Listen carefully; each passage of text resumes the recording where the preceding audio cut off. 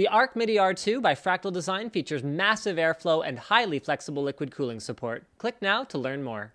External hard drives are pretty difficult to get excited about these days, especially with SSDs being so much faster and more rugged, so you can like chuck them around and all that stuff. But is there still a place for the hard drive? Well, it depends who you ask. Adata obviously plays in both the external hard drive and USB storage spaces, and they've also got SSDs as well. So apparently they still think there's a place for the hard drive, and this one right here is pretty unique. So it has a 3-year warranty, it uses super speed USB 3, however, that will be bottlenecked by the hard drive itself inside, and it uses the new slim form factor hard drives that are available on the market. So both WD and Seagate have been making a ton of noise about these slimmer form factor drives. So 1 terabyte drives, or up to 1 terabyte drives available in a 7mm form factor, and then up to 500 gig drives available in a 5mm form factor. So this guy right here, I don't know what drive's in there, but it's only 8.9 millimeters thick, which means it's definitely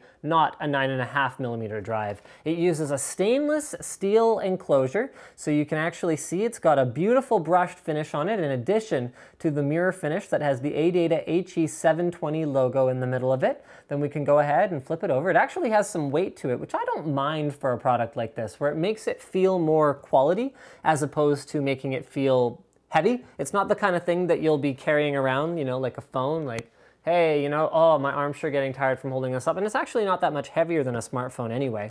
I love metal finishes. We're gonna go ahead and pop out my HTC One so we can do a quick size comparison, just to give you guys some idea how slim this is.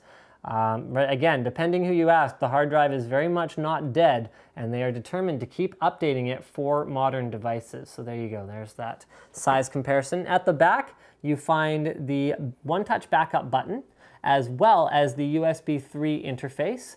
And that is pretty much all there is to say about it physically, so I guess it comes down to software. So they include one-touch backup software. They also include their OS To Go utility, which is I mean, honestly, it's nothing that special. All it does is it takes an operating system that you have on a disk and it converts it to this drive so you can install over USB.